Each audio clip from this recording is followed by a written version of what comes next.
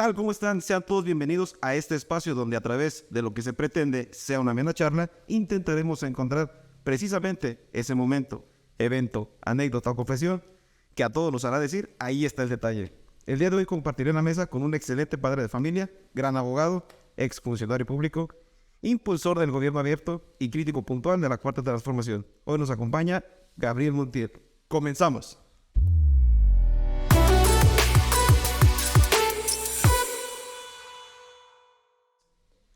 Pues qué tal, amigos, como les comentaba al inicio del video, el día de hoy compartiré la mesa con una gran persona, a quien le agradezco que esté el día de hoy aquí con nosotros.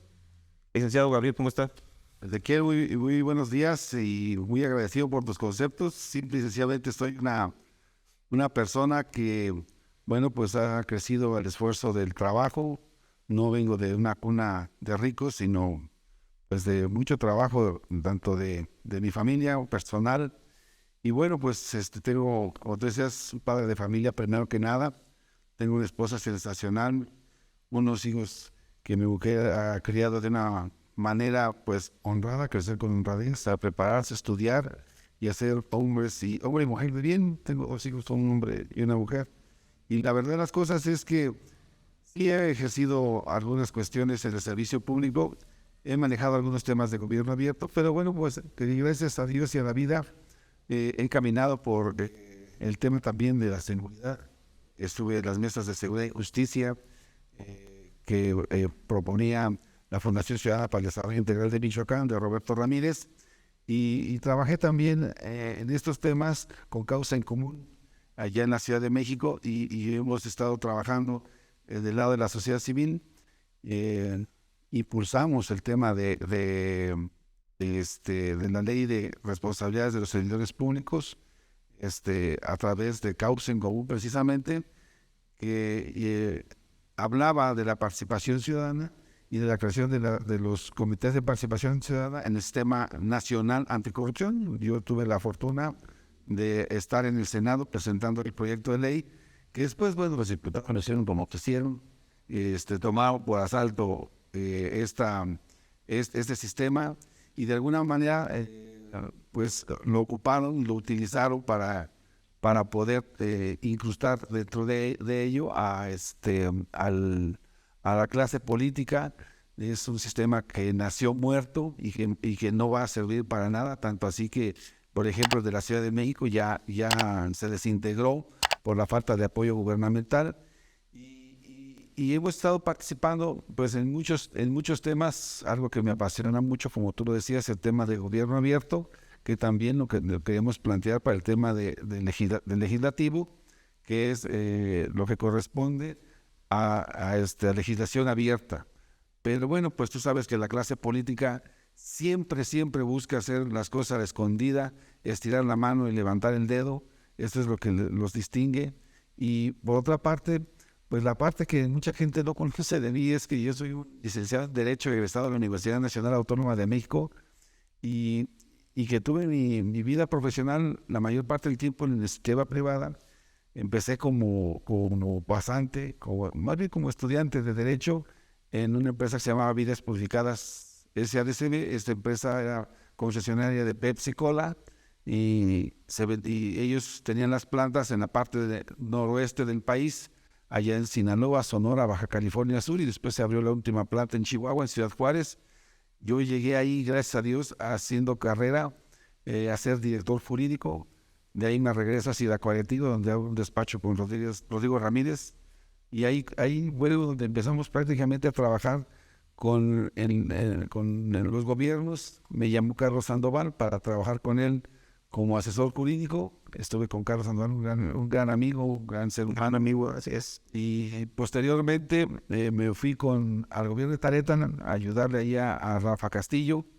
Ahí nada más con él duré un año, porque el año siguiente me fui a Televisa, a Grupo Televisa, donde, bueno, pues hasta la fecha seguimos trabajando, gracias a Dios. Y ahí tuve la fortuna de ejercer el cargo de director jurídico de asuntos contenciosos.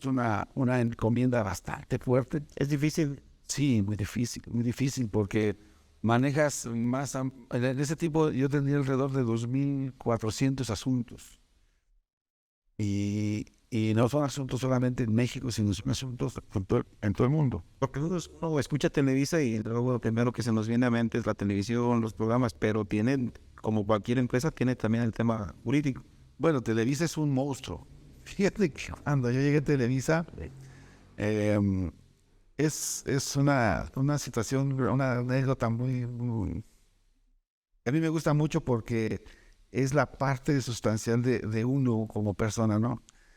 Ahí en Televisa tengo un amigo que me aprecia mucho, yo también lo quiero muchísimo, y él me llamó para invitarme a Televisa. Me dijo, oye, pues yo voy a dejar la dirección del contencioso, no quieres ocuparle? Le dije yo que sí. Vente el viernes, y ahí voy para allá el viernes. Y llegué allá, lo platiqué con mi señora, y lo único que me dijo mi señora, lo único que te pido es que si te quedas ahí no cambies, que seas el mismo de siempre, del que yo me enamoré, no quiero que cambies. Dije, no voy a cambiar, te aseguro que no voy a cambiar. Y me fui. Y cuando llego me dice, ay hermano, discúlpame, dice, pero el puesto se va a concursar. Y le entró una llamada y me salí y le hablé a Angélica y le digo, oye madre, fíjate que pasó esto. Sigo siendo el mismo. Y me dice, ¿y qué? ¿De qué? ¿A ti quién te ha regalado? Pídeles que te dejen concursar, a ti nadie te ha regalado nada. Y luego, no. Pídenles que te dejen conversar, pídenles que te dejen conversar. Bueno, pues ya colgó Alejandro su llamada, yo entré y le digo, oye, ¿hay oportunidad de concursar? Claro, dice, adelante. Sí, desde luego que sí la hay. Y digo, bueno, pues entonces ganó 6 exámenes, 6 semanas de examen, y en el último examen, pues yo no sabía, pero ahí me di cuenta de que habían ido cortando gente de los que habían ido a concursar, y quedábamos al final 3.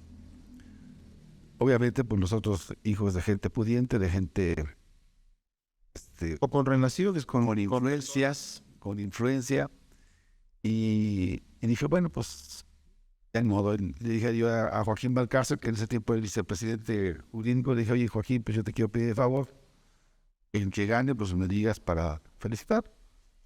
Digo, no te preocupes, en 15 días sabes tú el resultado.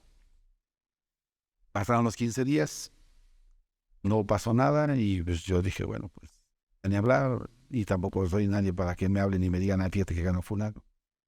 Y bueno, y en la tercera semana, era un viernes, recuerdo, y iba yo al Congreso del Estado a buscar a Daniel Garibay, con un tema que traía yo ahí, de la Ley de Desarrollo Urbano, y suena el teléfono, y contesto, y me dicen, bienvenido al Grupo Televisa.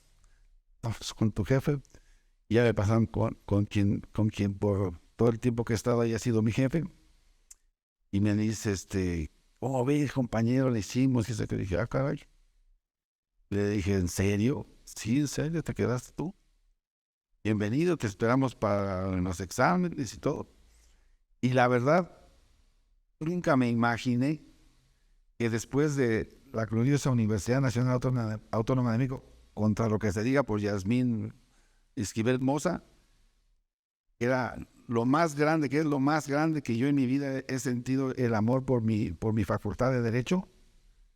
El Grupo Televisa me formó, el Grupo Televisa me enseñó muchísimas cosas de las que ahora conozco, de las que ahora sé.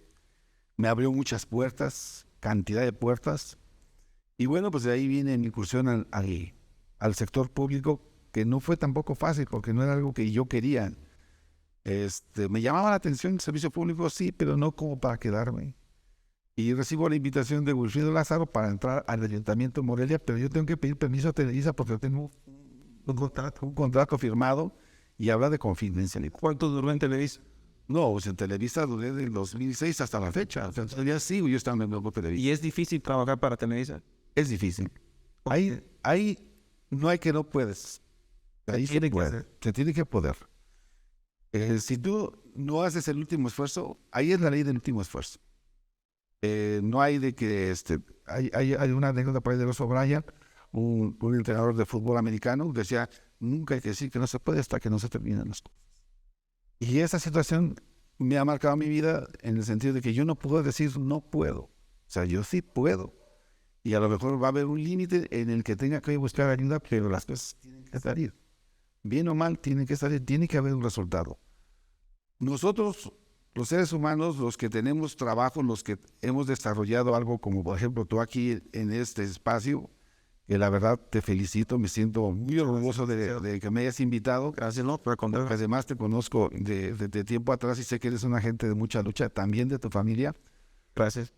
Nosotros tenemos que ver la posibilidad de dar resultados, de ser trascendentes. Cuando yo entré a la Contraloría del Estado de Michoacán, que me llama Jara, y tuve un episodio bastante severo con él y con Alfredo Castillo, yo le digo a Jara, esto es lo que yo quiero. Estos son 21 puntos que yo quiero desarrollar, sacar a la Contraloría de la oficina del gobernador, porque era una coordinación de Contraloría.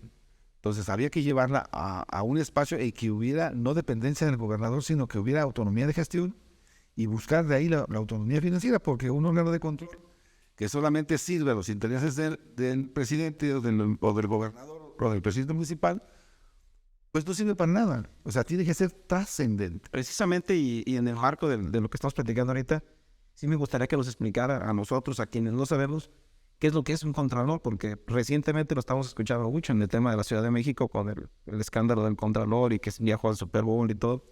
Pero habemos gente que no sabemos qué es lo que hace un contralor. ¿Cuáles son las funciones? ¿Qué es las atribuciones? ¿Qué es lo que tiene que hacer un contralor en el ambiente gubernamental? Bueno, en el ambiente gubernamental o en el ambiente que sea en el sector privado, en todos lados hay contralores. Les llaman de alguna otra manera, les llaman director de auditoría, vicepresidente de auditoría. En los órganos de control interno, que estamos hablando en el Estado, sería la Contraloría Estatal, en los municipios la Contraloría Municipal, en la Federación sería la Secretaría de la Función Pública, en tiempos anteriores era la Secretaría de la Contraloría y Desarrollo Administrativo. Bueno, ahí se determinan muchos procedimientos dentro del ámbito legal al que se deben de sujetar todos los servidores públicos, o sea, reglas de cómo debe operarse, de cómo debe de ejercerse el servicio público de manera diligente, de manera honesta, de manera responsable y apegados a la legalidad.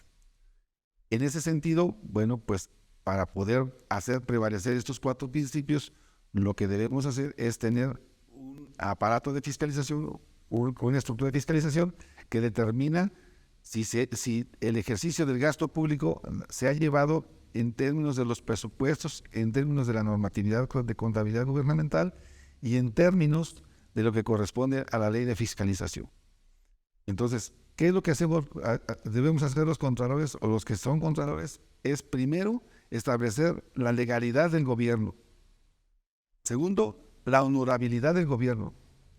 Y tercero, cuando estas dos cosas fallan, establecer los procedimientos administrativos sancionatorios para aquel que ha violado esos 2 principios. El que se ha salido de la legalidad, el que ha ejercido de manera indebida el presupuesto público.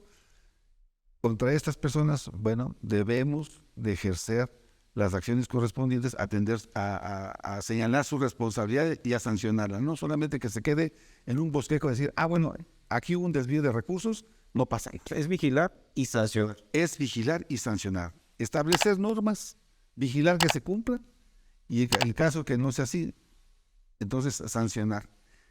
¿Qué es lo que hay que reclamarle a la Contraloría Estatal, a la Contraloría Municipal y a la Secretaría de la Función Pública? Inclusive a las auditorías superiores de los estados o los entes fiscalizadores de los estados y a la Auditoría Superior de la Federación. ¿Qué es lo que hay que reclamar? Hay que reclamarles que a lo largo de toda la historia de la existencia de estos órganos de fiscalización, no ha habido alguien al que se haya sancionado. Ustedes recordarán la cantidad de escándalos a nivel nacional que ha habido. Pues yo recuerdo desde la época de López Portillo, con aquello de los barcos con Díaz Serrano, hasta nuestros días con la Casa Gris, con los temas de Bartlett, las ventas de los respiradores que vendió el hijo de Bartlett, la salida de los respiradores a Cuba, el dinero que se le ha entregado a Cuba cuando necesitamos un montón de recursos aquí para fortalecer los sistemas de salud, los sistemas de educación. Y entonces, ¿dónde está el control? Eso es lo que debemos reclamar. No existe a la fecha alguien que verdaderamente haya devuelto lo que se clavó del presupuesto público. No existe a la fecha hoy gente que ha sido señalada por haber cometido actos de corrupción, que haya ido a parar a la cárcel o que nosotros sepamos que le han incautado sus bienes para el beneficio del Estado. No lo vemos esto. Y les voy a señalar 2 casos. En México, en la Ciudad de México, ustedes recordarán la Ruta 100. La Ruta 100 era un sistema de transporte que abarcaba toda la Ciudad de México. Entonces, ustedes imagínense la cantidad de camiones, la cantidad de dinero que se manejaba en esa empresa paraestatal. Bueno, pues resulta que cuando van a la liquidación, porque la verdad no producía, salen a relucir los actos de corrupción de una persona que era el director de la Ruta 100 y de otra persona que era el director de abastecimientos.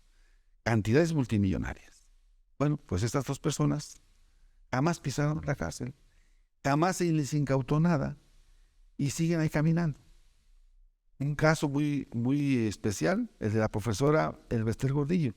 Elvester Gordillo estuvo en la cárcel y el dinero, que a final de cuentas es lo que le importaría a la federación, no que la señora vaya a la cárcel. Lo que debe importar al Estado es recuperar los recursos que se desviaron, los recursos que se tomaron de manera indebida. ¿Por qué? Porque el dinero no es de los que gobiernan.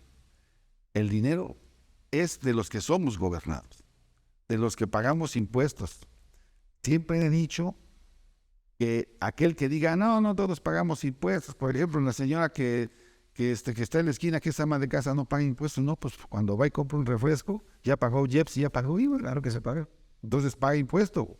El chavo que está en el limpiaparabrisas, usted los verá en las esquinas y dirá, pues esos chavos no tienen más que, tienen para limpiar el vidrio del carro, pero usted los va a encontrar afuera de una tienda de estas amarilla con rojo, ¿verdad? Comprándose la cerveza y ahí pagaron IVA, IEPS y renta.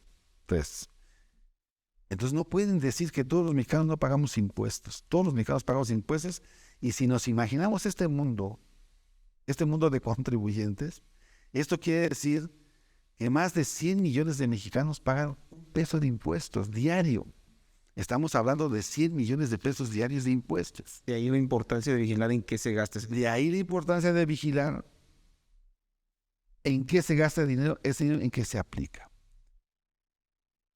En la práctica, lo que uno tiene que ver con el cuerpo de auditores, sea auditores de obras, sea auditores financieros, lo que uno tiene que ver es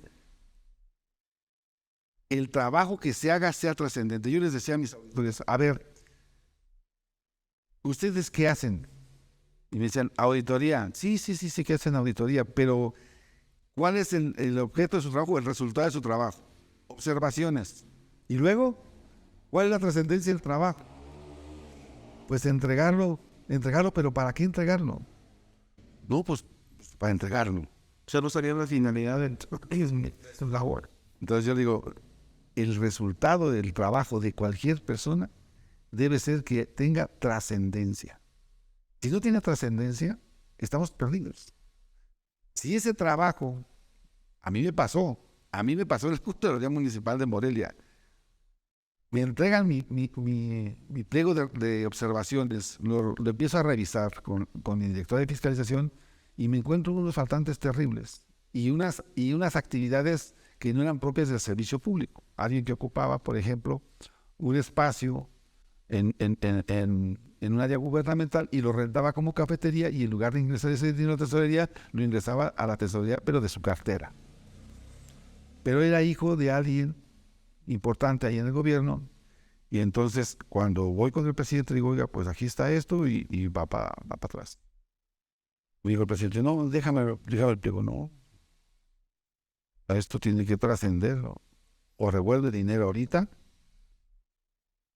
o hacemos los procedimientos de responsabilidades y se acabó.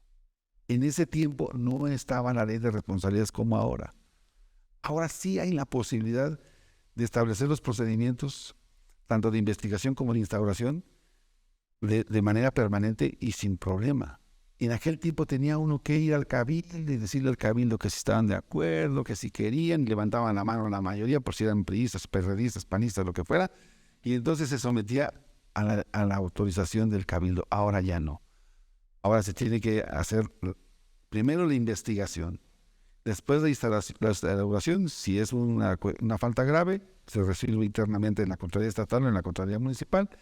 Y si es una falta grave, se va a que lo resuelva el Tribunal de Justicia Administrativa del Estado o el Tribunal Fiscal Tribunal de Justicia Administrativa Federal. En ese sentido, bueno, pues ya hay una apertura de la justicia. Pero ¿qué pasa con las Contralorías, Ezequiel? Las Contralorías, y lo estamos viendo ahorita. Ahorita en el estado de Michoacán estamos viendo la manera tan fea, tan absurda, tan burda, tan cobarde, tan ruin, tan asquerosa de cómo se está persiguiendo a un auditor estatal, al auditor superior del estado de Michoacán, Aguirre Avellaneda. Si el señor ha cometido alguna infracción, si el señor ha violado la ley, no hagamos escándalo. Lo he dicho.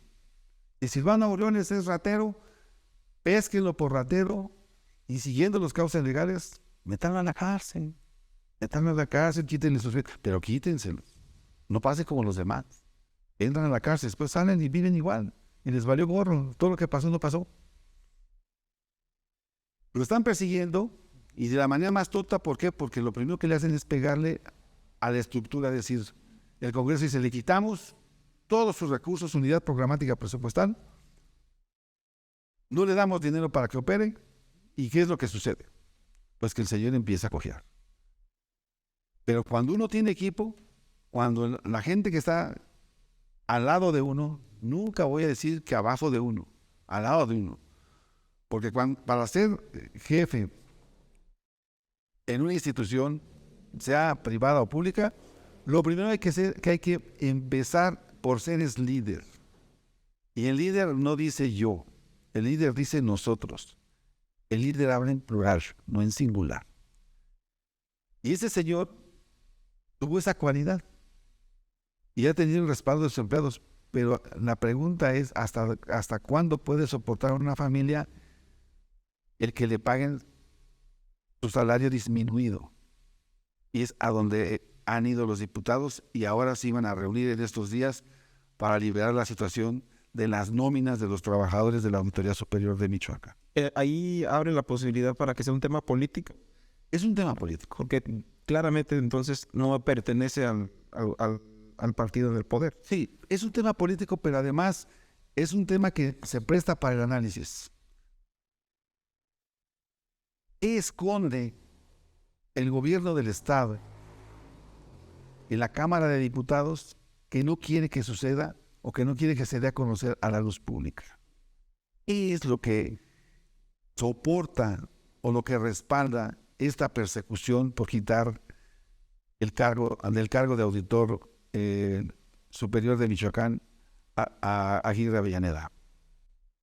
Es, pues simple y sencillamente, lo que han determinado en la ley de ingresos y en el presupuesto de egresos los propios diputados. Si usted no lo sabe, y no tiene por qué saberlo porque pues además pues nuestro trabajo, en la ley de ingresos se le permitió al gobernador del estado volverse a endeudar. O sea, endeudarse cuando a su arbitrio lo considere conveniente. Aquí hay un problema grave. Y ese problema grave es que esos preceptos debieran de ser, fíjese usted bien, debieran ser primero del conocimiento de la Secretaría de Hacienda y Crédito Público, porque hay una legislación que regula la adquisición de deuda pública. Y aquí entonces el gobernador, si tiene que renegociar una deuda, pues la renegocia sin pedirle permiso al Congreso como debe. Y entonces esa parte es una parte que debe de observar el auditor. Estamos hablando de órganos, no de fiscalización solamente, sino órganos de legalidad. Las auditorías, los órganos de control, son responsables de marcar la legalidad de los actos de gobierno. Entonces, al realizar esta ley y decir, oye, pues es que yo pedí deuda, o yo reestructuré, o le pedí un préstamo a Bancomer, o le pedí un préstamo a Banco Nacional de México, o le pedí un préstamo a quien sea, pero basado en la ley, entonces uno debe señalar que hay una ilegalidad. ¿Por qué? Porque no se le notificó a la Secretaría de Hacienda y Crédito Público esa carta blanca que le da el Congreso al gobierno del Estado para que no se deude. Es cuidar a las espaldas al gobernador. Es cuidar el asset. Esa es la parte primordial que debiera haber el gobernador del Estado, que debiera de haber el presidente municipal, que debiera de haber el presidente de la República. Quien ejerce el control interno, la función de contralor, es para que le cuide la espalda, para que haga actividad preventiva y no ya posteriormente pues ya esté resolviendo cosas que no deben de resolverse, que se pudieran haber previsto. No pasa más bien por un tema de a quién se pone o cómo se llega a elegir al contralor. Yo recuerdo en el 2014, cuando le hace la invitación Gara, se decía mucho en los medios de comunicación que la figura del contralor que llegaba era un contralor ciudadano.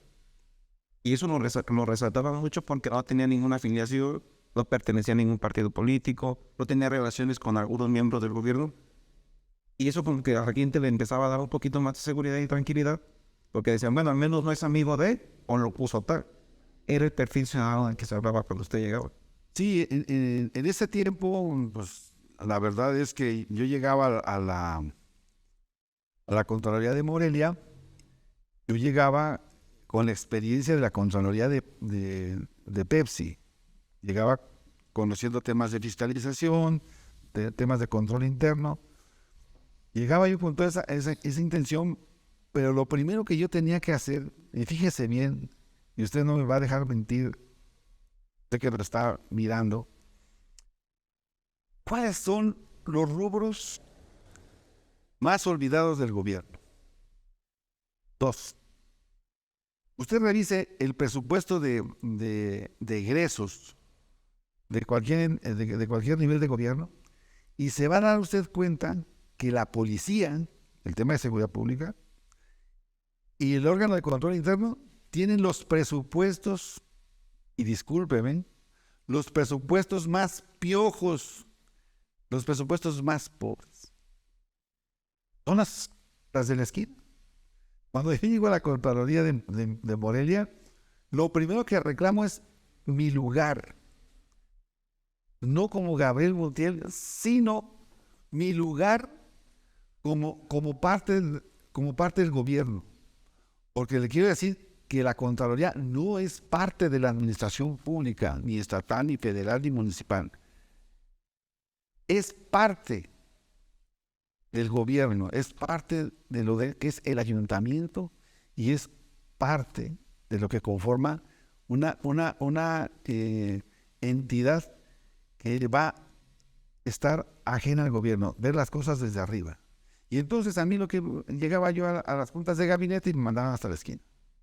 Dije, no, primero está el ayuntamiento, el presidente y su cabildo, junto con el secretario del ayuntamiento, después el tesorero y junto con el tesorero el contralor.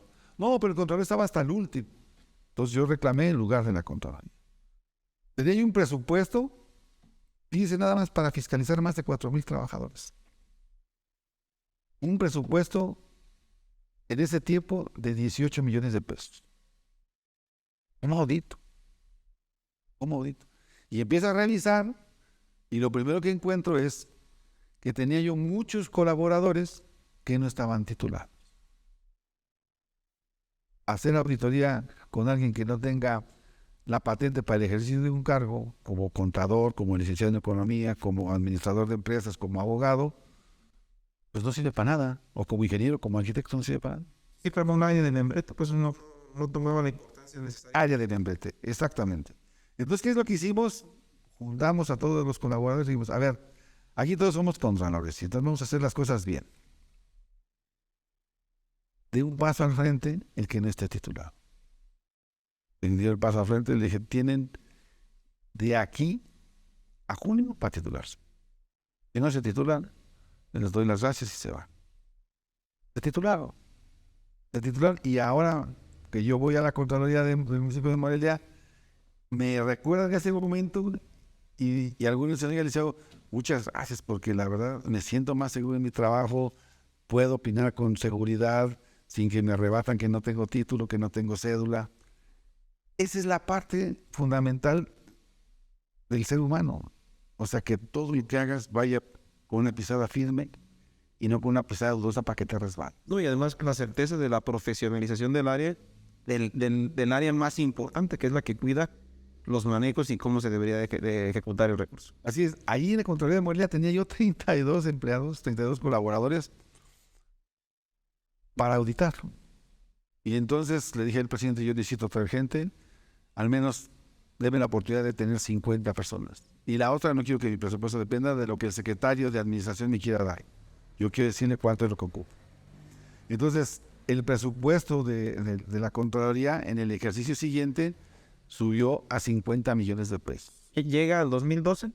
No, yo llego en el 2013, salgo en el 2014 y entonces salgo yo en el 2014 por un tema que también no me gustó y por eso digo, cuando se tiene dignidad, cuando se tiene una base en su casa de respaldo, pues es más vale decir, hasta aquí llego y ahí nos vemos. Y yo se los he dicho en todos lados en los que he estado. Yo tengo las maletas puestas en la puerta. Yo no estoy casado con ningún cargo, con ningún puesto. Si me tengo que ir, me voy a ir. Si me tengo que quedar, voy a hacer lo mejor que yo pueda. Yo salí de la Contraloría de Morelia porque no acepté que un miembro del Cabildo, que no era el presidente municipal, hiciera un negocio con un bien público que era el estacionamiento de la central de autobuses de Morelia, de la vieja central de autobuses de Morelia. Yo dije, hasta aquí yo no llego, esto no puede ser así, no puede entregarse una cantidad tan fuerte y tan grande a alguien o para después hacer el negocio ahí, y hasta la fecha el negocio o lo que iban a hacer ahí no se ha hecho. Se va a hacer según planes que tiene el gobierno actual de Alfonso Martínez Alcázar. Se va a hacer en este año el centro administrativo de Morelia, el CAM famoso, se va a hacer ahora. Pero antes tenían que haberse quitado la concesión del estacionamiento, se tenía que negociar la concesión del estacionamiento para poder ocupar esa parte y ser el centro administrativo de Morelia para poder construir. En ese tiempo, posteriormente a que yo salgo, no pasa por el Congreso del Estado, porque resulta que cuando yo salgo del gobierno de Morelia, me llama a mí, ¿te acordarás? Darío. No, me llama uno de los diputados a trabajar con él. Se apellida Orozco Miranda, Fernando Orozco Miranda, me llama a mí y me cae ese asunto a mí con un diputado de aquí de Europa, el diputado Barragán. Y Barragán toma el asunto como propio y me dice, tú que sabes más de esto, dime cómo están las cosas. Y le platico, y entonces, cuando llega a comisiones, ese asunto que lo defienden en el entonces presidente Salvador Abud y el tesorero del municipio, Iván Pérez Negrón, Fernando y el diputado Barragán, don Víctor Barragán, dicen, no pasa. Se los bloqueó el ayuntamiento Y se los bloqueamos en el Congreso. Y entonces ya después viene Alfonso Martínez y quiere hacer un proyecto ahí. Un proyecto, pues yo digo que no era tanto Alfonso, sino más bien era Antonio Plaza, porque él es el que movía todo ese rollo. Un proyecto que iba a costar 1,680 millones de pesos. Pero se lo iban a dar, hicieron la licitación para que quedara quien ellos querían. Porque una de las condiciones decía que haber tenido la experiencia de haber construido un centro administrativo en algún municipio. Haces el tramo de control más pequeño para beneficiar a quien. No, pues para uno. Y resulta que el beneficiario era un amigo de allá de Sinaloa, que fue inclusive alguna vez propietario de algún equipo de béisbol en la Liga Mexicana de Verano. Deporte nacional. Y él había construido la central, sí, se llama Central Administrativa de Zapotlanejo, si no me acuerdo, allá en Jalisco. Y él era el que lo había hecho, y él era el elegido. Hubo impugnaciones por parte de algunos constructores de Morelia, y ahora, bueno, pues anuncia el gobierno de Morelia que lo va a hacer con recursos propios, y lo va a hacer la propia Secretaría de Obra Pública, lo cual, sinceramente, lo dudo. Yo creo que van a contratar a alguien, no contratar a alguien para hacerlo, porque no existe la maquinaria ni el equipo para capacitar. No lo hay. Entonces, partiendo de ahí, pues esto fue lo que me saca del gobierno de Morelia. Yo me salgo, y además agradecido con el presidente Wilfrido Lázaro Medina y con mucha gente, pero ahí es donde conoces tú lo que es la política. Revisaba, y perdón que me interrumpa, una entrevista que tuvo con unas personas de Zamora, y donde puntualmente usted decía, vivió de cerca la porquería del poder. Sí, fíjate que Juan José Marín, un extraordinario amigo, compañero de gabinete en el gobierno de Michoacán, me decía, no te preocupes, Gabriel. Y le decía, no, yo no me preocupo. Dice, la política es así. Y dice, la política, Gabriel, es el arte de comer mierda sin hacer gestos. Y yo dije, pues no, yo la verdad no estoy dispuesto a eso. Y no, pues yo me retiré de ahí. Me salí un poquito porque si algo ha sucedido en mi vida profesional, y pues aquí está mi señora y no me dejará mentir, es que me involucro mucho en lo que tengo, en lo que hago, y a veces sacrifico tiempo de sueño, tiempo de descanso por hacer lo que tengo que hacer de mi trabajo, por desarrollar lo que tengo que hacer. Y bueno, a mí ahí en el gobierno de Morelia me había costado trabajo el tema de ser el contralor, porque tú ibas a las calles y les proponías algo a la gente y la gente te decía que no, o sea, que no creían en ti. Oiga, es que queremos iniciar un tema contra la corrupción. Hicimos una campaña allá en Morelia, visitamos a la gente para que se sumara al tema contra la corrupción, y la gente decía no, o sea, ustedes no hacen ofrecer, pero nunca van a cumplir. Le dije, es que antes no funcionaba la Contraloría Municipal y ahora va a funcionar la Contraloría Municipal. Nos costó trabajo y empezamos a buscar meter a la gente en los temas y que denunciara los temas de corrupción. El presidente Wilfrido Lázaro estuvo en esa campaña ahí en el centro histórico, recibió muchos reclamos. Yo también recibí muchos reclamos de la gente, de ciudadanos que decían que solamente se ayudaba a la gente de los grupos sociales organizados, y que eso es cierto. Y bueno, pues resultó que yo empecé a jalar a los ciudadanos, y es cuando trato de llevar a Morelia el 4º Congreso Interestatal de Contralores Municipales, que la verdad lo estuvimos preparando, estuvimos hablando con gente de iniciativa privada. ¿Por qué? ¿Qué es lo que queríamos? Que no se ocuparan recursos públicos para sacar un congreso que nos iba a beneficiar a todos los ciudadanos. Y entonces hablamos con varios empresarios, y varios empresarios no estaban dispuestos a pagar los hoteles a los contralores que vinieran aquí. Otros nos iban a ayudar con los alimentos. Y el gobierno del estado, en ese tiempo, si no mal recuerdo, estaba Jesús Reina, en sustitución de Fausto Vallejo. Y en ese tiempo, yo recuerdo muy bien que Reina nos dijo que contáramos con el centro de exposiciones.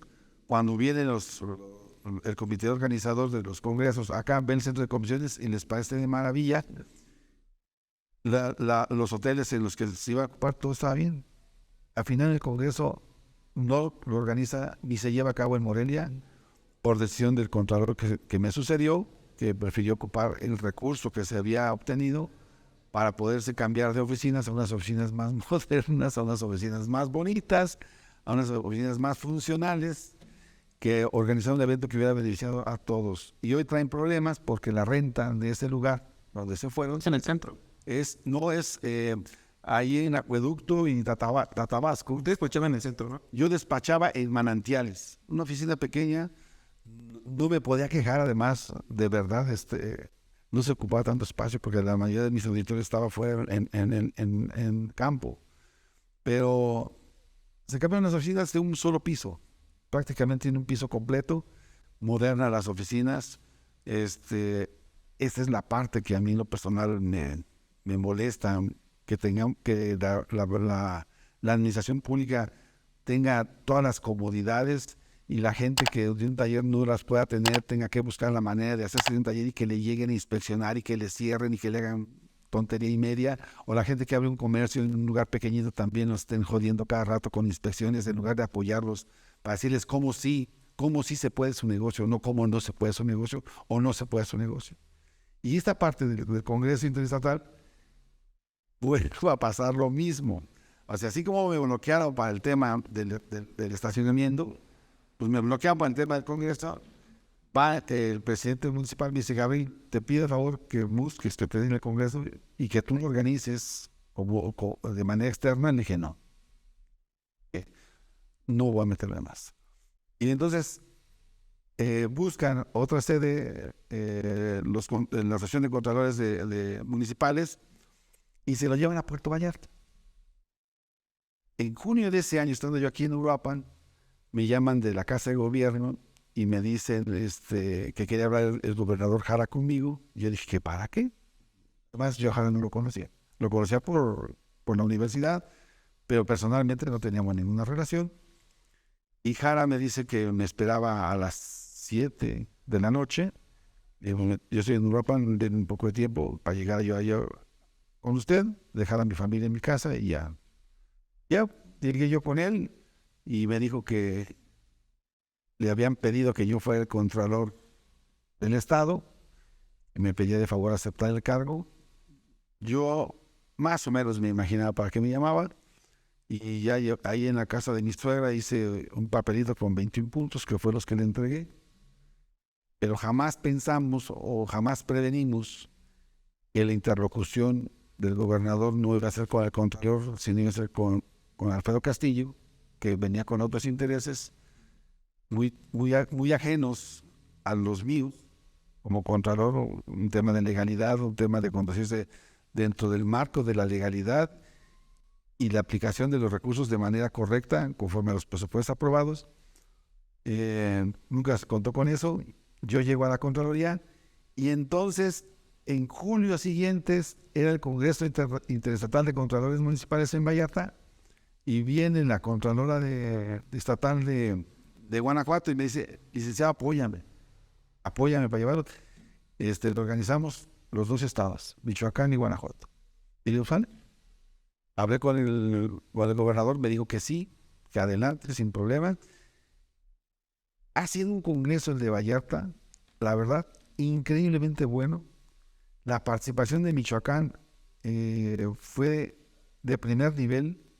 Las exposiciones que hicieron mis compañeros, que tampoco ya no están en la Contraloría, y la Auditoría Superior de Michoacán en ese congreso, mereció el reconocimiento de las Contralorías de los 32 estados de la República, y fue objeto de una plática en un congreso o en una reunión, no en un congreso, en una reunión de Contralores Estado-Federación, allí en la ciudad de Puebla, en septiembre. Y yo me sentí muy contento porque pues sí se hizo un trabajo bastante bueno, y lo que es la vida, yo no iba a participar en ese cuarto congreso como Contralor Municipal de Morelia, pero me tocó como Contralor Estatal y con una mayor amplitud, porque entonces el programa lo pudo planear yo. O sea, yo el día que le tocó a Michoacán, ese día se habló de temas que a la postre iban a ser realidad, como el tema de la ley de responsabilidades de los servicios públicos, que es de Doroteo Baltasar, licenciado Doroteo Baltasar, a quien aprecio mucho y quien me honra con su amistad, expuso de una manera brillante. Y bueno, tocamos procedimientos de auditoría, cuáles eran los objetos de la auditoría financiera, tocamos los temas de la autonomía de la gestión de los órganos de control, porque esto es lo que está pasando en todo el país. Los órganos de control interno no tienen autonomía, y se requiere tener autonomía de gestión y autonomía técnica. Y las contralorías estatales o los órganos de fiscalización superior estatales no tengan injerencia de los diputados. Esto es, que no los diputados quieran mandar a sus cuates a ocupar cargos de auditor o que quieran mandar de directores a sus amigos. La figura del contralor carnal o auditor carnal, en lo que se está... Fíjate, por ejemplo, se está estimando. lo que te voy a platicar es verdad. Y no solamente lo vi yo en Michoacán. En Querétaro, Rafael Castillo, que era el titular del ente de fiscalización superior del Estado, Tomás Castillo nos dijo, estaba ahí Brenda Fraga, estaba Yaraví Ávila, estaba Macarena Chávez, y estaba otra diputada que otra no recuerdo. Yo las invité para que vieran cómo se auditaba en Querétaro, porque Querétaro, aunque mucha gente le duele aquí en Michoacán, Querétaro era de los primeros en manejar la auditoría al momento. Es decir, ya con el nuevo sistema de contabilidad gubernamental, al ejercer el gasto, al pagar el cheque, se contabiliza de inmediato. Y entonces lo que en Querétaro hicieron fue que también se llevara ese ejercicio del gasto a las máquinas, a los equipos de cómputo o a los temas de cómputo de la Auditoría Superior. Bueno, fue una contraloría en tiempo real. Una contraloría en tiempo real. Entonces ya lo que hacían era verificar. Ya no era hacer una auditoría en términos reales, sino una verificación de que todo lo que se haya llevado del ejercicio del gasto a la contabilidad estuviese así aplicado y no hubiera ningún movimiento. Si el auditor iba a hacer una auditoría, por decirte algo, a San Juan del Río, y empezaba a revisar y empezaba a cargar en su sistema todo lo que había, no lo podía borrar porque todo lo que él estaba escribiendo estaba cayendo en un sistema que concentraba esa información. No era manipulable. No lo podía manipular, tenía un candado.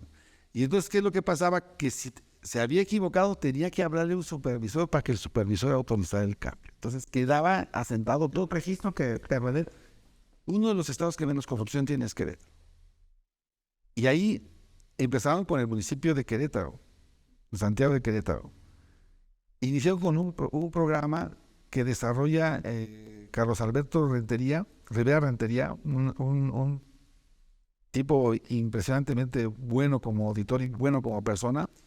Bueno, él empieza un programa en el que empieza a involucrar a la sociedad en los temas de control interno. Es lo que hace, por ejemplo, monta alguien un ciudadano va a pagar impuesto predial, trae algunos problemas para hacer su pago, y entonces llega y dice, oye, es que yo quiero arreglarlo. Y le dicen, pues yo se lo puedo arreglar, pero sí. Y entonces, de repente, pues dicen, ¿sabes qué? Soy algo así como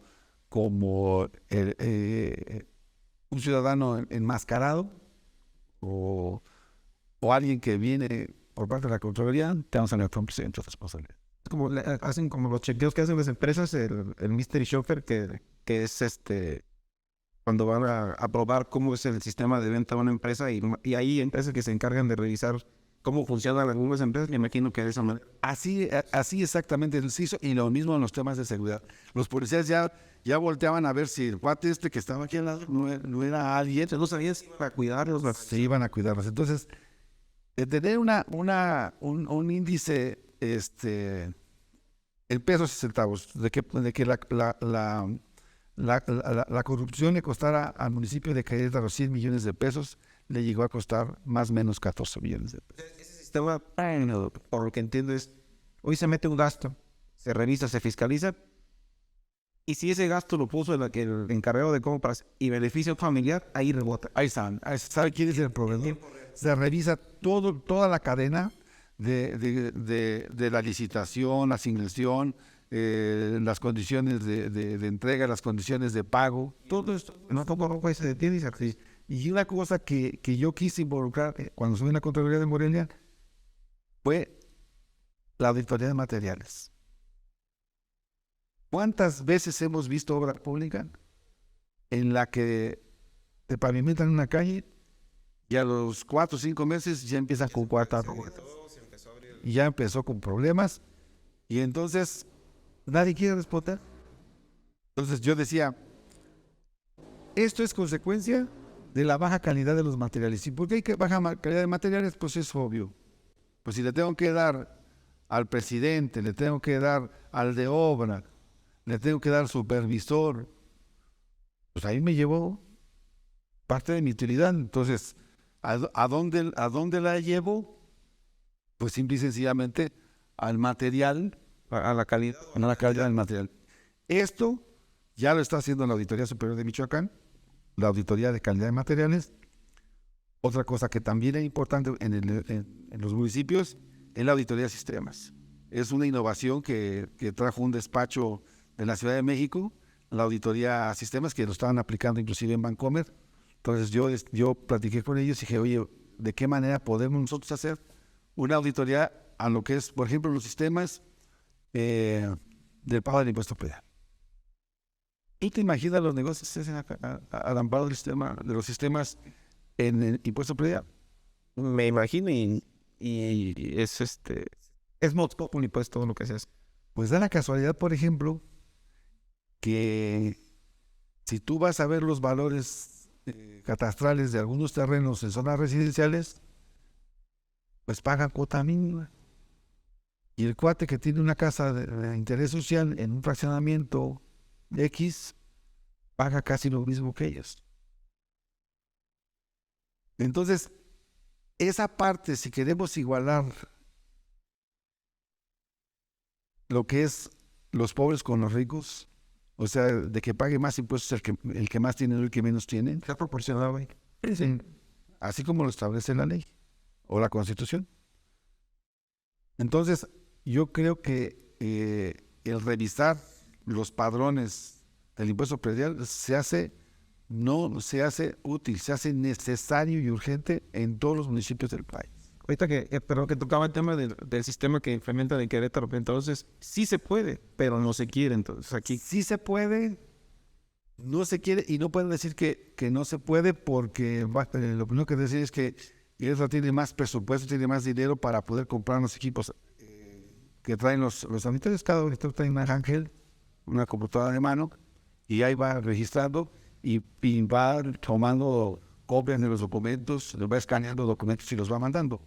Eso sí se puede. O sea, la modernización de los sistemas, no solamente en el tema de auditoría, sino de los sistemas en todas las áreas de gobierno es necesaria. La automatización es necesaria. Es impresionante la fila de personas, y fíjense bien, nos debería dar vergüenza a quienes alguna vez ejercimos el servicio público. Nos debería dar vergüenza el ver las filas para el pago de impuesto predial en los 3 primeros meses de cada año. es insoportable.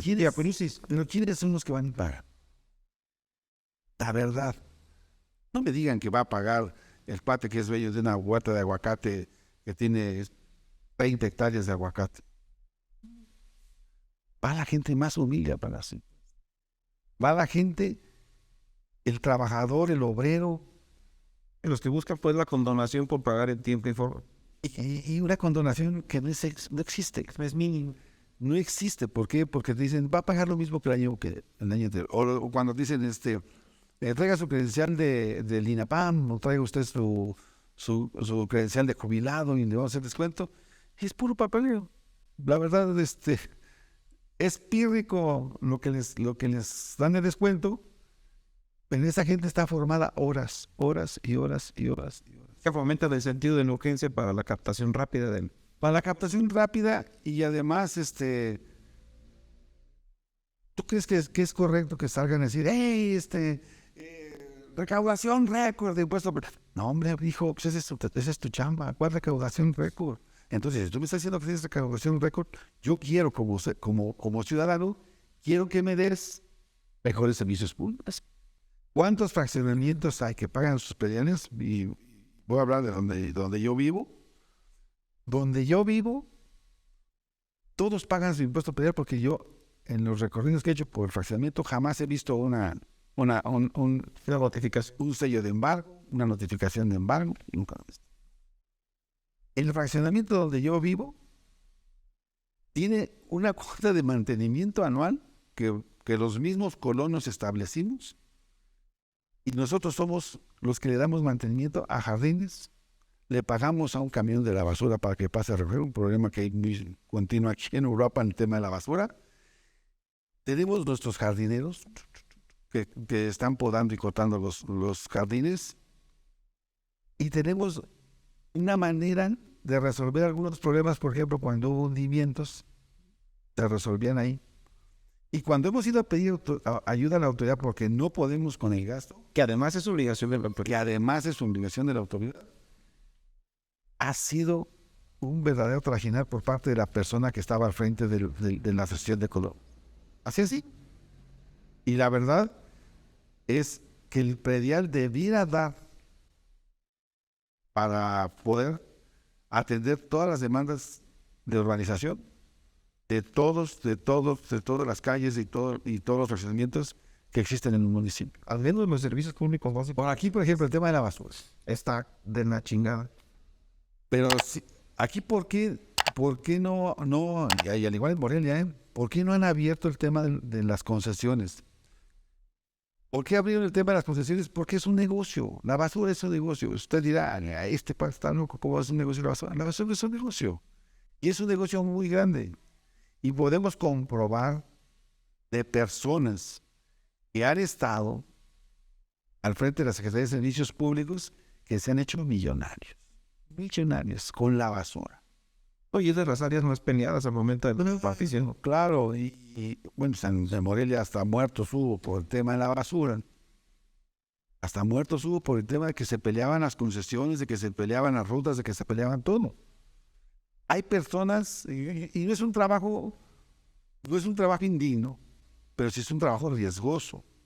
Porque imagínense el que está arriba haciendo la separación de materiales que pueden tener reciclaje, que es la parte. Por su naturaleza, el trabajo implica riesgos Y riesgo terrible. Es un riesgo terrible. Si va a cobrar 3 pesos, hombre, que no. El que está arriba haciendo el cambio, pues al día se ha de llevar fácil 500, 600 pesos. Yo conocí a una persona que trabajaba en eso, iría mucho mejor ahí que trabajar en una empresa, porque además no paga impuestos sobre la renta. El dinero que le cae ahí, libre, porque usted le pasa el de la basura, usted deja su bote y abajo de su bote deja los 10, los 20 pesos. Y nada más ubique cuántos lotes hay, cuántas casas hay en una calle, y ya me dirá. Pero esa parte de los servicios públicos debe tener una modificación grande. Oye, además está en la ley que son servicios fundamentales y básicos. En la Constitución. Fíjate, hay 2 cosas que yo he analizado. Digo, ¿cómo es posible si la Constitución dice que los servicios, el servicio de recolección de basura es un tema que le corresponde a los municipios? ¿Por qué no lo arreglan? Y luego en otro, dice que también que el tema de seguridad pública es un tema de los municipios. Y entonces, ¿por qué nos imponen a la Guardia Nacional con soldados? ¿Por qué nos imponen a la Guardia Civil? ¿Y por qué demonios no hacen una estructura que verdaderamente sea eficiente para que, respetando los 3 niveles de gobierno, exista un sistema de seguridad estructurado de tal suerte que haya intercomunicación entre los 3 niveles de gobierno y apoyo para poder dar una seguridad completa a los trabajadores? Algo que yo he refutado no solamente en Uruapan, en Morelia y en todo el estado, es que han presumido su sistema de cámaras en los C5, en los C4 y en los C2, y ninguno ha funcionado. Si usted ve el sistema de cámaras de la Ciudad de México, ha sido tan útil como para agarrar a un ladrón que ha robado en la Merced, en el mercado de la Merced o en la central de abastos, darle seguimiento hacia dónde va En tiempo real. y en tiempo real llamar a las patrullas y lo pesca. Ya si usted que lo asaltaron, que lo robaron, no quiere ir a denunciar, entonces no se queje. Porque si ahí pescan al ladrón y lo llevan ante el Ministerio Público y usted no va y deja que pasen las 72 horas y se va, pues ya no es un tema de autoridad, es un tema ciudadano, de un ciudadano que no le interesa y que quiere seguir viviendo en el tema de seguridad. Pero aquí en Michoacán, Yo criticaba mucho a Silvano Aureoles porque decía, sabe manejar bien el lenguaje. Bien, decía en el informe de gobierno, hemos instalado 6,156 cámaras en todo el estado. Que sí, cabrón, instalaste 10,000. Nada más, demuéstrame que de las 10,000 sirven 5,000. O que el centro de operaciones, pues, sí funcione y que esté dando resultados como usted mencionaba ahorita, mencionó. Sí, esa parte es letal. O sea, la articulación de las palabras de los informes de los gobiernos es impresionante. Con el gobernador actual dice, van a venir los trabajadores del Seguro Social para acá. Vamos a traernos al Seguro Social para acá. No es cierto, mi amigo. Tú te vas a traer un call center del Seguro Social para acá que no tiene más de 100 empleados. Hiciste unos movimientos tan delicados, modificaron la ley de desarrollo urbano. ¿Para qué? Para que las casas de interés social fueran más chidas. Cambiaron un terreno allá en Morelia, del poniente al oriente. ¿Para qué? Pues para construir casas de este lado. Bueno, están los del Seguro Social. ¿Y entre quién o con quiénes hicieron esos cambios de terrenos? Pues con un constructor. Un constructor que está muy apegado a los gobiernos, tanto al municipal como al estatal. Y quizás hay gente que no conoce, porque el tema de la descentralización de las dependencias, pues hay quien aplaude y dicen, perfecto, que se lleven a otros lugares. Pero para quienes han tenido la experiencia de ir a hacer o buscar gestiones ante las dependencias, saben que es 1000 veces mejor que se encuentre en una sola ciudad. Se ahorra tiempo, se ahorra gasto, se ahorra desgaste. E ir a varias ciudades. Imagínese un estado que tenga que ir a revisar un tema de agricultura, que esté en el sur, y le va a tocar ya ir a un lugar, pero también iba a revisar un tema al Congreso y le va a tocar viajar. O sea, es perder el tiempo. ¿Tú sí te acuerdas quién empezó el tema de sacar a las entidades de la Administración Pública Federal fuera de la Ciudad de México? Carlos Salinas. Carlos Salinas se llevó al INEGI a Aguascalientes. Unas broncas espantosas. Me acuerdo que en aquel tiempo aparecían en los postes de la ciudad, decían, haz patria, mata un chilango. O sea, porque no nos querían ya a la gente de la Ciudad de México. Y bueno, el más odiado por el presidente López Obrador es Carlos Salinas. Y quiere hacer lo mismo que Salinas. Decir, vamos a sacar a Pemex para llevárnoslo a Minatitlán, para llevárnoslo a Salina Cruz, o para llevárnoslo a donde quieran. O sea, esto que estamos viviendo es algo que ya pasó y que fue desastroso para el país, que fue doloroso para el país. El presidencialismo, el centrar en una figura las decisiones de gobierno y la vida del país es fatal. La vida del país somos todos nosotros. Y mire, yo los oigo a los senadores, a los diputados federales, a los locales, decir esta soberanía. No me jodan. ¿Cuál soberanía? Ustedes diputados, ustedes senadores, ustedes no son la soberanía de este país. Es un manejo de palabras. Es un manejo de palabras. La Constitución dice con toda claridad que la soberanía, es decir, el poder máximo de este país, reside en el pueblo. Y el pueblo somos más de 120 millones de mexicanos. No son 500 diputados en el Congreso, 300 senadores de la República, 42 aquí en Michoacán y en los otros estados, los que tengan. Somos más de 100 millones de mexicanos, la soberanía, el poder supremo de este país. Nosotros lo delegamos en ustedes. Se llama mandato. El mandato es un contrato, de acuerdo a la legislación civil, por el que yo, mandante, instruyo a otro que es mandatario para que haga las cosas que yo necesito que haga por mí. Ustedes no son la soberanía de ningún lado. Ustedes son servidores públicos que deben de estar a la orden del Estado, a la orden de la gente, a la orden del pueblo. Y no solamente de los ricos, o de los medios ricos, o de los pobres, de los medios pobres. O de los que votaron por ellos, ¿no? De todos, sin excepción. Aquí no hay adversarios. Aquí somos ciudadanos. Aquí no hay fifís, somos ciudadanos. Aquí tampoco hay conservadores. A mí me vale una chingada, con perdón de la palabra, el que exista gente que sea conservador, liberal, de izquierda, de derecha, de ultraderecha, o de izquierda, a mí no me importa. Yo lo único que sé es que todos los días tengo que salir a trabajar, que todos los días tengo que agarrar un camino para llegar a mi trabajo, igual mi señor, igual mis hijos. Y lo que quiero es que yo salga con bien y regrese con bien, que pueda hacer mi trabajo de la mejor manera, con los mejores servicios públicos, de tal suerte que exista un equilibrio emocional en mi manera de trabajar. Y no estar yendo todos los días a alguien como Loro, como Merolico, como Guacamaya, decir lo mismo siempre. Adversarios, tengo otros datos, fifís, siempre. No cambia el discurso. Y lo peor todavía, que si nos vamos a los gobiernos en los que Morena está al frente de esos gobiernos de esos estados, vamos a replicar hasta en el modo, mimetizando al presidente de la República, a los gobernadores de Morena, diciendo las mismas tonterías. Y le voy a poner un ejemplo. ¿A usted qué le importa?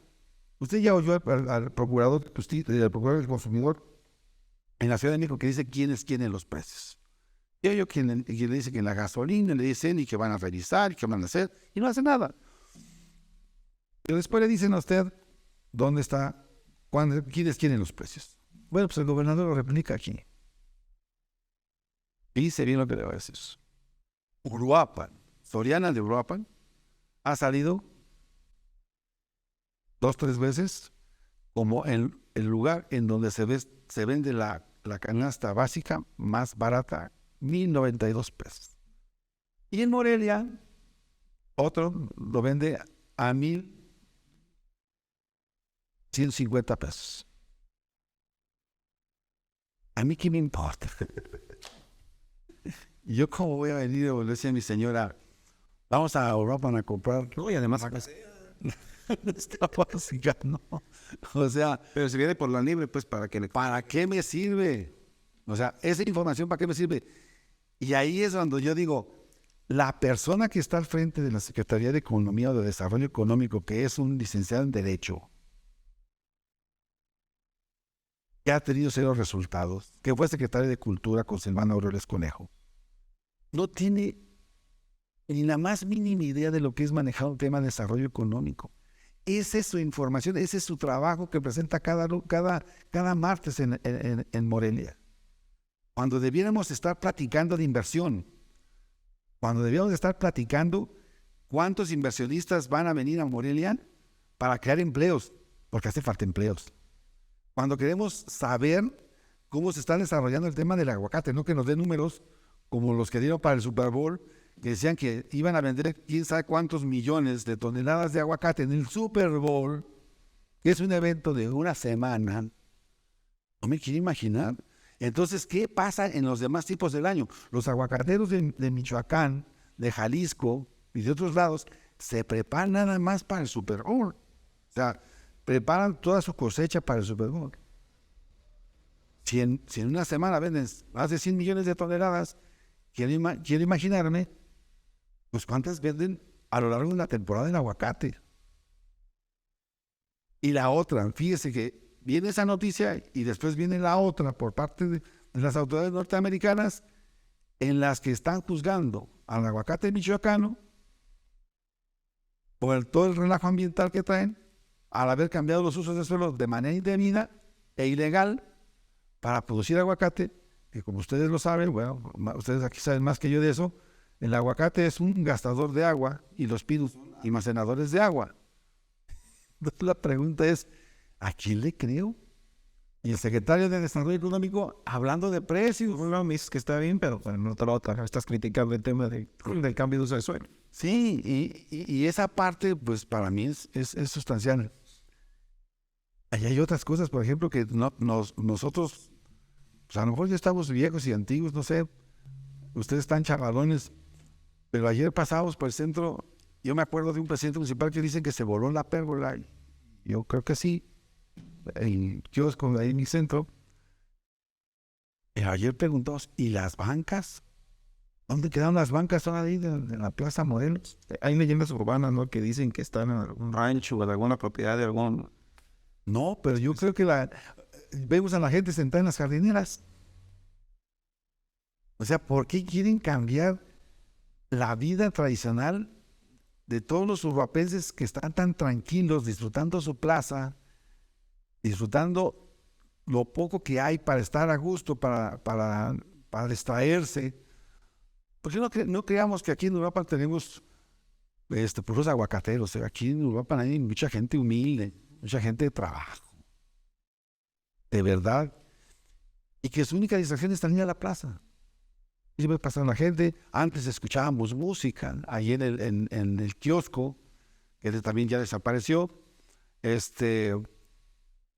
Disfrutábamos de alguna música que ponía el gobierno en la pérgola. Y ahora, nada. O sea, como que le quisieron dar más espacio en la plaza, pero le quitaron algo que es sustancial en la vida de todos, que son las bancas. Siéntese en el suelo. Al fin usted no se preocupe. Para eso están los suelos, para que usted se siente, no tenga comodidad, aplástese en el suelo o mójese en las nalgas ahí en las jardineras y no pasa absolutamente nada. Eso es lo que molesta. Como molesta en lo que estabas platicando del Contralor. Pero no solamente del Contralor, sino del que era presidente de la mesa directiva de la Cámara de Diputados, que se fue a Japón de vacaciones con la esposa. Y desde allá transmite y dice, estamos esperando que pase el semáforo para que vean cómo la gente... Y es que van son pendejos porque son pendejos y lo presumen. Aquí por un lado están con el tema de la austeridad y por el otro mandan las fotos y las publican en el Super Bowl. Y eso que le estamos comentando es para que usted no les crea. Esa jalada de la austeridad republicana, ni el presidente de la República lo tiene. Es mentira que el presidente de la República viva la austeridad republicana. Fíjese, usted gana 110,000 pesos al mes, pero 110,000 pesos al mes en efectivo. Porque si nos vamos a la ley del trabajo, el salario se integra por la cuota diaria y por todas y cada una de las prestaciones que recibe el trabajador por sus servicios. ¿Cómo cuánto costaba la renta del Palacio Nacional? No la paga. Bueno, pues esa renta también se le tiene que sumar a su salario. Los criados, la servidumbre, ¿cómo cuánto costará atender un Palacio Nacional? Que por cierto son los subsidios. Sí, ¿cuánto costará? Bueno, pues eso también se le suma. Los escoltas, los escoltas de sus hijos, de él, de su señora, Todo el aparato. los choferes, ¿cuánto costará? Las comilonas que se arman ahí para ofrecer los tamales de chiltepín a los empresarios arrastrados. Todo eso se suma al sueldo del presidente. El presidente le cuesta a este país en promedio 6-9 millones de pesos mensuales. Así que no diga que el INE o los consejeros del INE ganan más que el presidente de la República. No es cierto.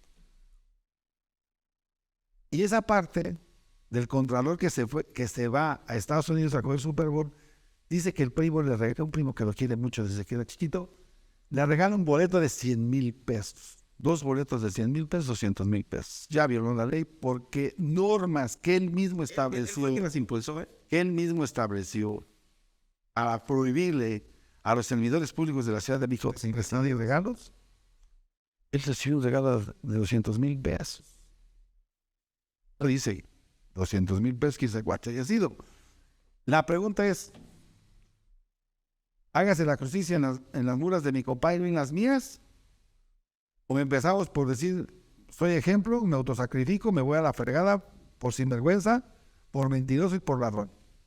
Te diga, Contralor, una norma que yo aprendí en el ejercicio del servicio público como Contralor es que el Contralor no tiene la posibilidad de salir a medias. El Contralor tiene que guardarse. El Contralor maneja información delicada. Si ustedes revisan, por ejemplo, la información que yo daba a los medios cuando me agarraban, estábamos haciendo un montón, me decían, ¿y qué opinaba? ¿Y qué cuántas denuncias tenía? ¿Y qué cuántas? Yo hablaba de manera general. Adiós, pero nunca di una nota en específico. Perfil bajo. Sí, mantener un perfil bajo.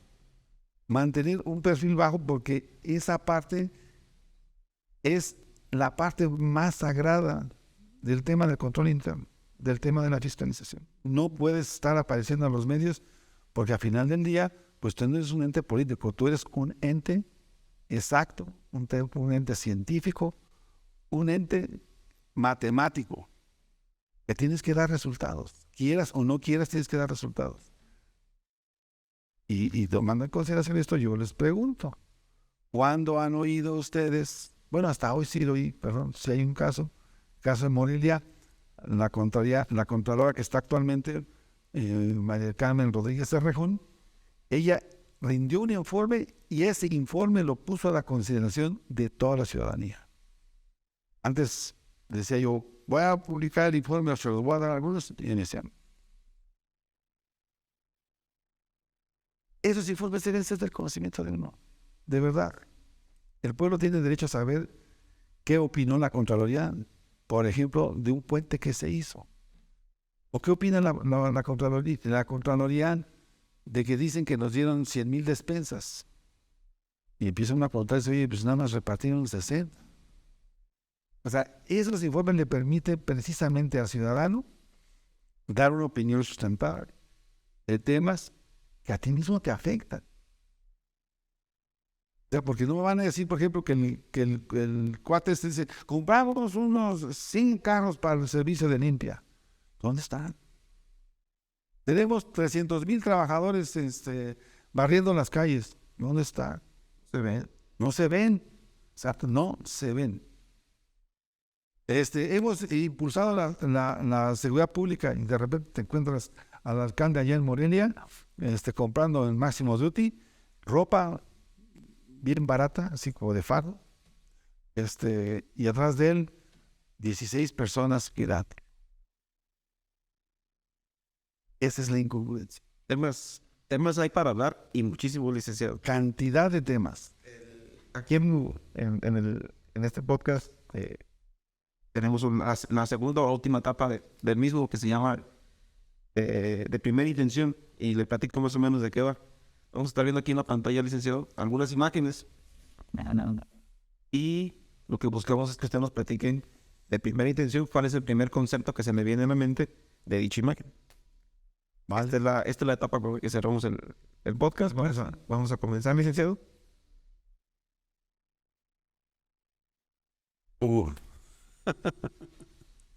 Heriste del corazón. Una tierra que quiero muchísimo, que la llevo amarrada al corazón. Y bueno, pues, y quisiera que pasara la modernidad, que no se quedara así. La gente en Siracuaretiro merece vivir bien. Y ahí se necesitan hacer muchas cosas, y ya no políticas. Se necesita terminar con algunos casi cascos. ¿Es el municipio más bonito de Michoacán? Para mí sí. Para mí también. Para mí sí. Aunque a veces me critican.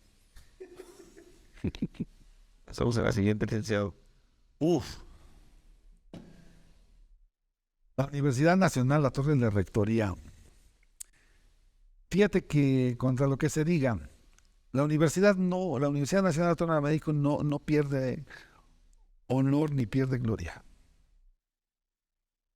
Lo que ha pasado con la señora Yasmín Esquivel Moza es un tema que se debe de resolver, pero en el que yo creo que también juega un papel importante la calidad humana de los seres humanos.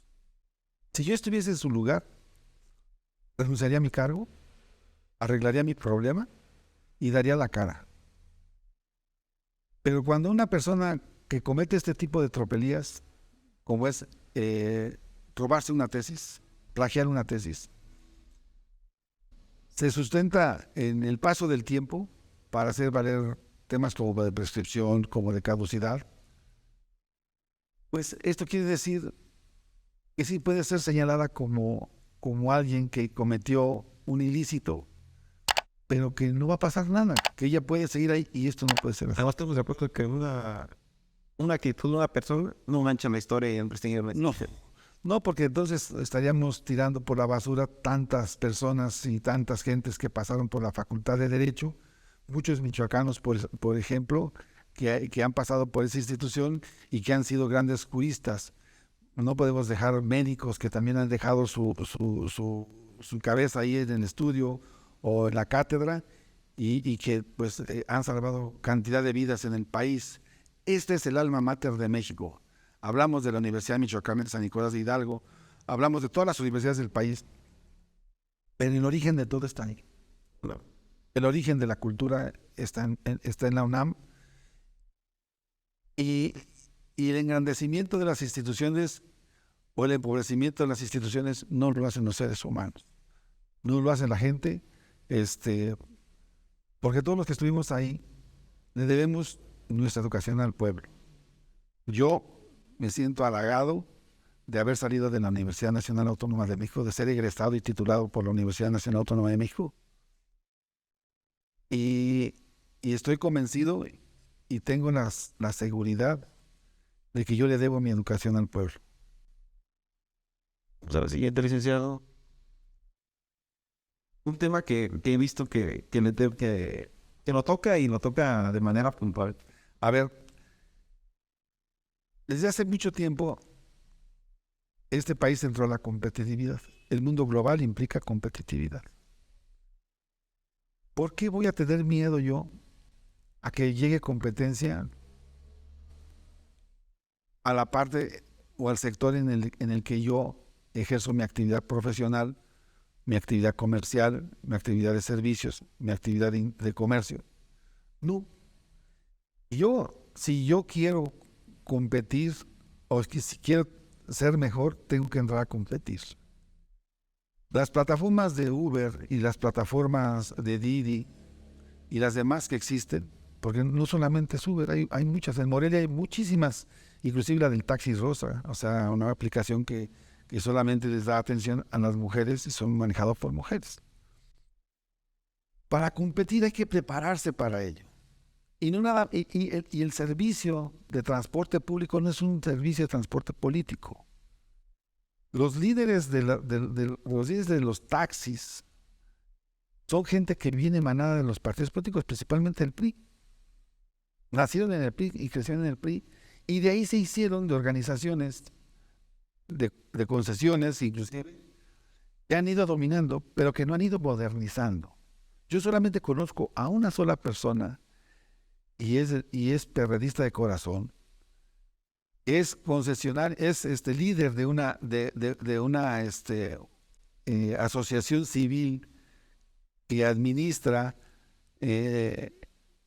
servicios de transporte público, y es la Ruta Gris en la ciudad de Morelia, Fernando Orozco Miranda, y él ha entrado al tema de la modernización, porque ha sido el último, o el único, yo creo, en los últimos 15 años, en modernizar su flota. Sí, se habla muy bien de la Ruta Gris ahí en Morelia. Ha modernizado su flota de transporte, ha dejado de ser un transporte contaminante, no permite que las líneas vayan sucias. Sus concesionarios reciben capacitación constantemente, tiene un centro de capacitación ahí en las instalaciones de la Ruta Gris, ahí en Siervo de la Nación, en la calle Siervo de la Nación, y tiene además consultorio médico y dental.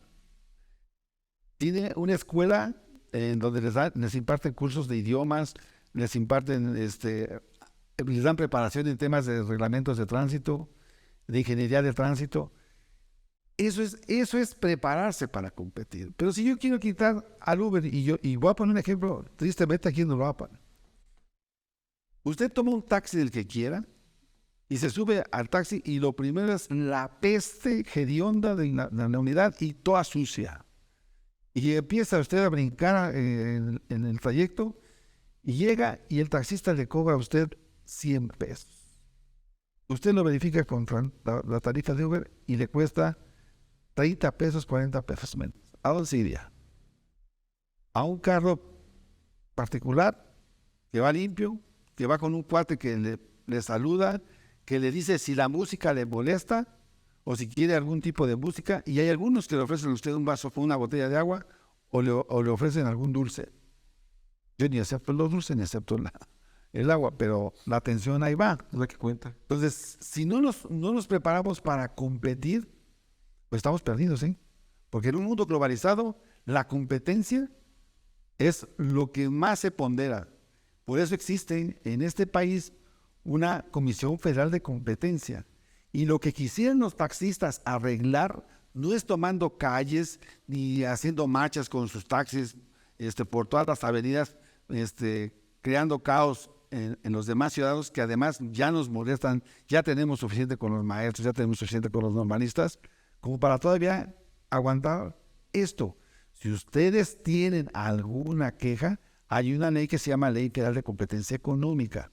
Ustedes pueden acudir a la Comisión Federal de Competencia y decir que hay una competencia desleal de Uber y probarla. Decir, a ver, esto es una competencia desleal. Hay un problema de libre competencia. Hay concentración económica por parte de Uber para no darnos a nosotros la posibilidad de competir. Y entonces, si estos problemas de libre competencia ustedes los comprueban, van a sancionar a Uber. Uno de los juicios que yo en mi vida he llevado y que me ha llenado de mucho orgullo es un litigio que presentamos en la Comisión Federal de Competencia de Pepsi-Cola contra Coca-Cola Expo. Y en ese juicio nosotros demostramos ante la autoridad federal que había una depredación del mercado por parte de Coca-Cola. Y entonces la comisión instruyó, ordenó y sancionó a Coca-Cola con una multa millonaria y le prohibió hacer contratos de exclusividad en ese tiempo que yo estaba en Pepsi-Cola. Le prohibió hacer contratos de exclusividad con un tiempo determinado y le prohibió sacar envase del mercado, que era muy socorrido en ese tiempo. ¿Cómo hicimos esto? Nosotros documentamos a través de corredores públicos y notarios públicos cómo depredaba el mercado a Coca-Cola, con fotografías, con videos, con actas confederatorios públicos. Y entonces, cuando nosotros lo presentamos, la Comisión Federal de Competencia decidió que sí era un concentrador de mercado y que depredaba el mercado. Entonces hubo una sanción y se quitó. ¿Por qué no hacen eso? O sea, sean institucionales. La ley no se forza, la ley se procesa y ustedes tienen que procesar esto a efecto de tener una resolución que les permita sacar a Uber del mercado. Y no es así, entonces ustedes están violando la libre competencia y la libre concurrencia. Hecho está. Un tema que le comparto a mí en lo particular, cada vez que voy a Morelia, si yo la vive por esa zona, me molesta bastante. Y no quiero pensar a la ciudadanía de Morelia que no viven día con día. Ahora imagínense cuando abran el tren o el tranvía a lo que va a hacer ahí en el sur. Mire, este es un problema, ya tiene muchos años y ha sido muy mal manejado por la autoridad municipal en Morelia y por la autoridad estatal en Michoacán. Hay manera de sacar los patios de obras o de maniobras del ferrocarril llevándolos afuera de la ciudad de Morelia y cerca del municipio de Lagunillas, ahí se Pena para quien nos vea de otro lado comentar qué es el problema, licenciado, y acá en el lado, qué es lo que está pasando en ese momento.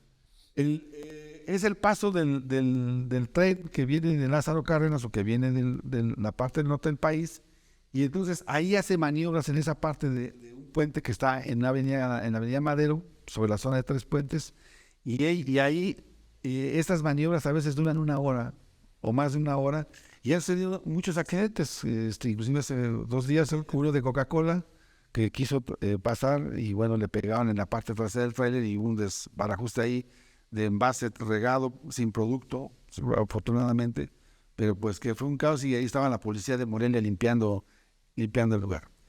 Esto crea muchos problemas, el paso del tren por Morelia en esta zona y también en otras zonas.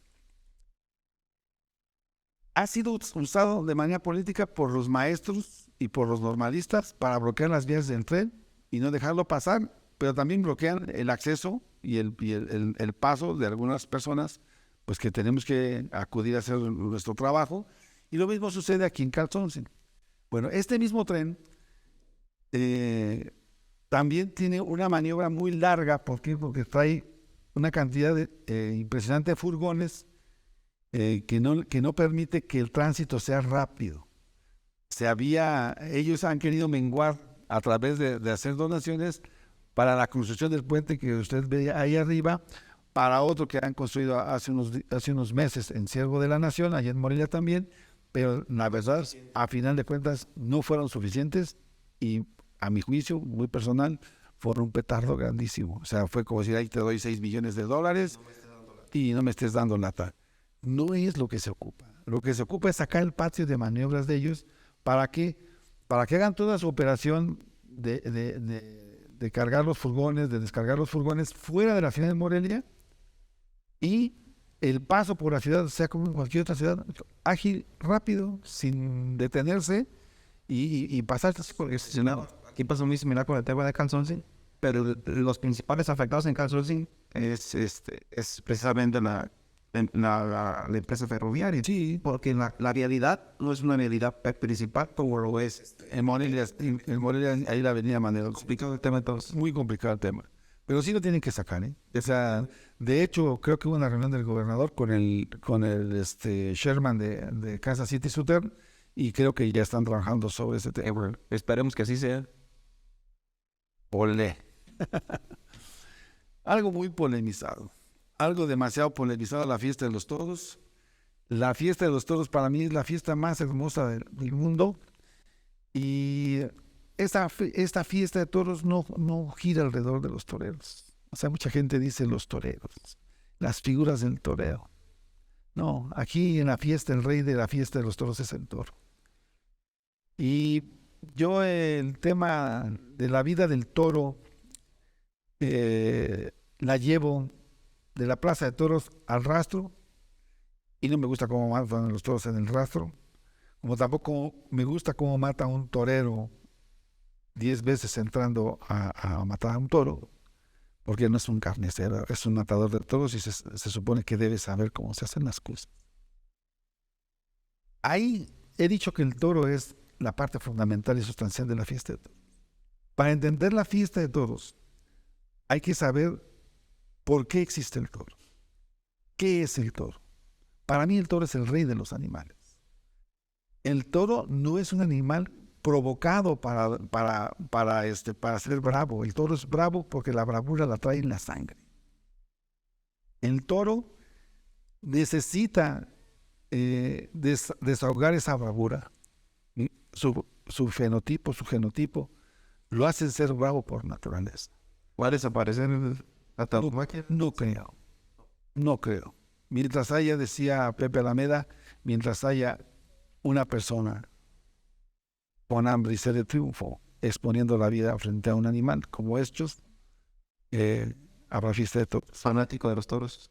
Aficionado, no fanático. Te quiero decir, en relación con esta parte de los toros, todos estos que promulgan por la desaparición de la fiesta de toros, también están aventando al toro a la extinción. No va a haber quien pueda sostener la manutención de un toro de lidia, ni va a haber quien se dedique a criarlo. Eventualmente terminaría por desaparecer. Los toros de lidia se extinguirían, no habría. Y fíjese usted, yendo a la parte romántica de la fiesta de toros, el ser humano es un toro, desde que nace hasta que se muere. El toro de lidia es el animal más cuidado del universo de los animales. Cuando nace, el toro es muy cuidado por su criador, y cuanto a su salud, tiene un veterinario de planta, y cuanto a su alimentación, tiene los mejores alimentos que le corresponden a su raza. Y este animal va creciendo va creciendo de una manera inocente, de una manera libre, desarrollando su bravura, desarrollando su forma de ser, su forma de vivir. Así es el ser humano. Si el ser humano es bien tratado, va creciendo, se va fortaleciendo, va formándose, va va buscando su trayectoria para llegar a ser lo que quiere ser. Pocos son los toros que son inmortales. Pocos toros son los que en un momento determinado pueden estar en la memoria de las personas. Así también pocos hombres son los que están en la memoria de mucha gente, porque muchos destrozan su vida de una manera fatal. Pero si el toro llega a la plaza y le toca un extraordinario torero que lo comprenda, que lo lleve por el camino bueno, es como el ser humano. Va a ir con bravura, va a ir con nobleza, pero si le toca un mal torero, y le toca una mala persona que le acompañe en esa trayectoria de vida, el toro lo que hace es tirar derrotes, lo que hace es tirar cornadas, y al otro lo único que le queda es tirarse a matar y mandarlo al destazadero. El ser humano es igual. Si al ser humano le toca a alguien que en lugar de acompañarlo de manera correcta, de manera solidaria, de manera prudente, de buscar el crecimiento mutuo, todo es al revés, la vida se perdió. Se va uno al otro lado sin mayor pena, con mayor pena que gloria. Excelente analogía, licenciado. Pasamos a la siguiente imagen. Es un tema que me... Yo creo que es el momento ciudadano. Ahorita es el movimiento de los ciudadanos el que puede hacer el cambio de este país. Fíjense ustedes que hemos sucumbido a la clase política por muchos años. Somos, he dicho a lo largo de este programa, somos más de 120 millones de mexicanos, gobernados por, si acaso, 1 millón de políticos. Y estoy yendo muy lejos, muy lejos. Usted ve aquí en el Estado, ¿quiénes son los que mandan? Usted ve a las notarías públicas y en las notarías públicas va a darse cuenta que hay hermanos, primos, amigos, novios, novias, comadres, compadres, amantes, amacias, amacios de políticos. Ese es el premio. Usted vea, y usted que ha vivido aquí en Uruapan, pues, por ejemplo, el presidente municipal, actualmente, ¿quién era? Era un maestro de preparatoria. Y usted vea ahora, en unos años, el salto que ha dado para ser una persona pudiente, poderosa, ¿no? Pero ese es un ejemplo pequeñito, porque si se va usted al Estado, usted se va a encontrar un Ernesto Núñez, que era un empleado en el municipio de Morelia y que de repente ¡pum!, subió y ahora es uno de los hombres más adinerados en Morelia, que vive en las zonas más exclusivas de Morelia, y estamos hablando en un lapso de 12 años. ¿Para qué sirve el poder político? Si nos vamos a la cultura, si nos vamos al tema de los griegos, es para servir al pueblo. Pero no, aquí es para servir unos cuantos y para enriquecer unos cuantos. La única manera en que podemos cambiar las cosas es precisamente a través de la promoción de candidatos ciudadanos, de candidatos independientes, no candidatos dependientes de los partidos políticos. Necesitamos poner un control y un hasta aquí a los partidos políticos, a la clase política. A lo mejor los partidos políticos no, porque vuelvo a decir, son instituciones que no tienen que ver con las personas. En los partidos políticos hay gente buena y hay gente valiosa, pero la mayor parte de lo que se ve es la gente, esta gente que hace dinero a costa del poder político, a costa del pueblo, a costa del pobre. Usted no le crea a López Obrador que él está primero por los pobres. Lo está mintiendo, lo está engañando. Los pobres, la gente que no tiene posibilidad económica, la gente a la que la vida le ha jugado mal o que ellos le han jugado mal a la vida, tienen un problema serio. Como no pueden subsistir, piensan que el tipo que está enfrente en el gobierno de la República, él es el que les da el dinero. No es cierto, es dinero de todos nosotros. Pero tampoco es cierto porque usted le agradece a él algo que él no le dio, porque él se lo debe haber dado a nombre de todo el pueblo de México. Pero tampoco es cierto porque él lo único que está haciendo es comprar su voluntad para él seguir tragando como rey, para él seguir viviendo como rey, y su familia, bien gracias, teniendo casas en Houston, teniendo negocios en el sureste y haciendo del poder público un gran negocio. Y como él, están la mayor parte de la clase política. No hay político pobre, decía Carlos Juan González. No hay político pobre, hay pobres políticos. Sí es el camino a un cambio. Sí, es el camino. ¿Y se podrá? Querer es poder. Perfecto.